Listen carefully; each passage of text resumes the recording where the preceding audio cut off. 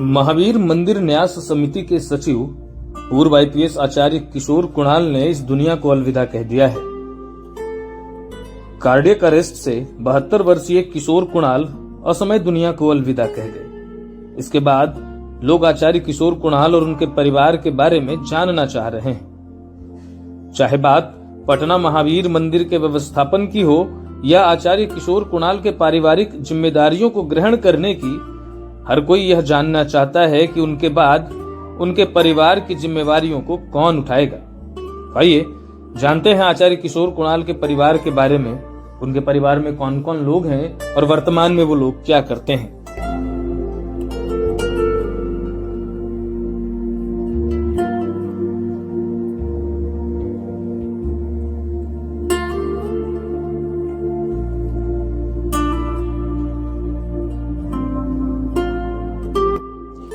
आचार्य किशोर कुणाल के इकलौते पुत्र हैं सायन कुणाल, जो एक लेखक, उद्यमी और समाजसेवी हैं। सायन कुणाल पूर्व आईपीएस आचार्य किशोर कुणाल के इकलौते पुत्र हैं, जिनका जन्म 18 अगस्त 1996 को हुआ था।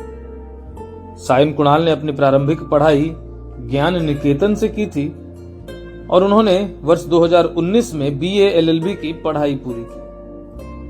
सायन कुणाल अपने पिता की ही तरह लोगों की मदद करने के लिए हमेशा तत्पर रहते हैं। सायन कुणाल की छवि भी अपने पिता की तरह ही है। वह लगातार लोगों की मदद के लिए आगे आते रहे हैं। कई मौकों पर उन्होंने लोगों के लिए आगे बढ़कर काम किया है तथा उनकी खूब चर्चा भी हुई है। वर्ष 2019 में सायन ने पटना में हुए जल जमाव के बाद जो किया था, उसके बाद लोगों की जुबां पर उनका ही नाम था।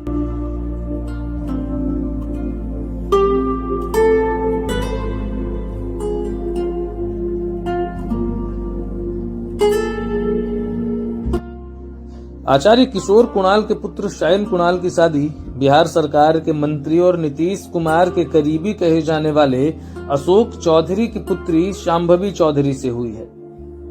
आचार्य किशोर कुणाल के समधी अशोक चौधरी बिहार सरकार में मंत्री हैं, जबकि उनकी बहू शांभवी चौधरी बिहार के समस्तीपुर सीट से लोकसभा का चुनाव जीतकर सांसद बनी है।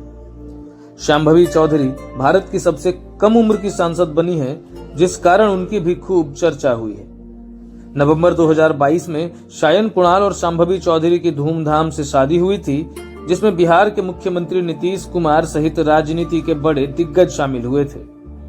आचार्य किशोर कुणाल के निधन के बाद उनके परिवार में दुखों का पहाड़ टूट पड़ा है और हर कोई उनके अचानक इस तरह चले जाने के बाद स्तब्ध है। लोकल 18 के लिए जमुई से गुलशन कश्यप की रिपोर्ट।